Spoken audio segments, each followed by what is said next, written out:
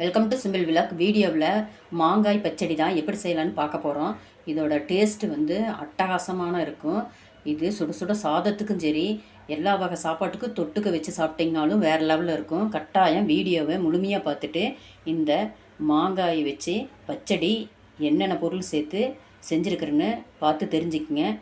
வீடியோவை முழுமையாக பாருங்கள். வீடியோ பார்க்குறதுக்கு முன்னால் வீடியோ லைக் பண்ணுங்கள், சப்ஸ்கிரைப் பண்ணுங்கள். வாங்க வீடியோக்குள்ளே போய் எப்படி செய்யலான்னு பார்க்கலாம். மாங்காய் பச்சடி பண்ணுறதுக்கு பழுத்த மாங்காயை எல்லாமே பச்சை மாங்காயாக எடுத்துக்கலாம்.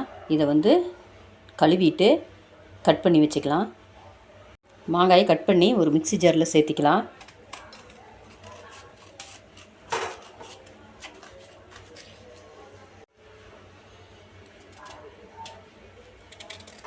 தொலி எடுக்க தேவையில்லை. தொலியோடைய மாங்காயை கட் பண்ணி மிக்ஸி ஜாரில் எல்லாத்தையும் சேர்த்திக்கலாம்.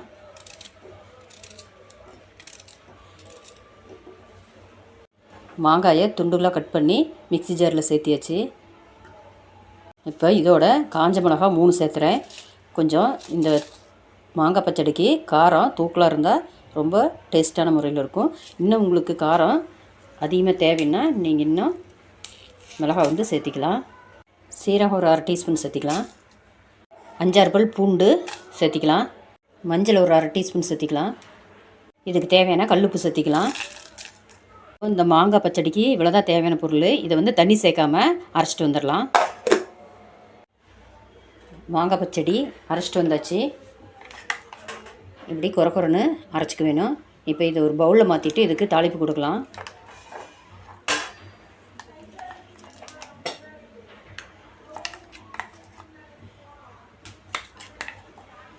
இது ஒரு ஈஸியான ரெசிபி தான். இது சுட சுட சாதத்துக்கு ரொம்ப சூப்பரான முறையில் இருக்கும்.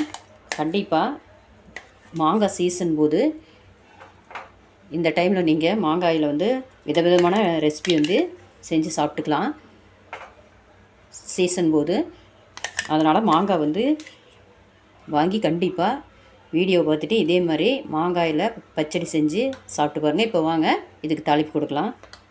அடுப்பில் ஒரு ஃபேன் வச்சுட்டு நல்லெண்ணெய் சேர்த்திக்கலாம். 1 டேபிள் ஸ்பூன் அளவுக்கு நல்லெண்ணெய் சேர்த்திக்குங்க. எண்ணெய் காஞ்சதும் கடுகு 1 டீஸ்பூன் போட்டுக்கலாம். கடுகு வெடிச்சிருச்சு. இப்போது இடித்த பூண்டு வந்து ஒரு 4 பல் பூண்டு, அதையும் இதை சேர்த்திக்கலாம். காஞ்ச மிளகாய் 1 கட் பண்ணி சேர்த்திக்கலாம். கருவேப்பிலை ஒரு இனுக்கு சேர்த்திக்கலாம்.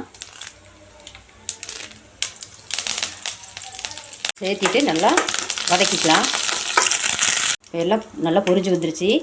பவுலில் எடுத்து வச்ச மாங்காய் பச்சடி வந்து இதில் சேர்த்திக்கலாம்.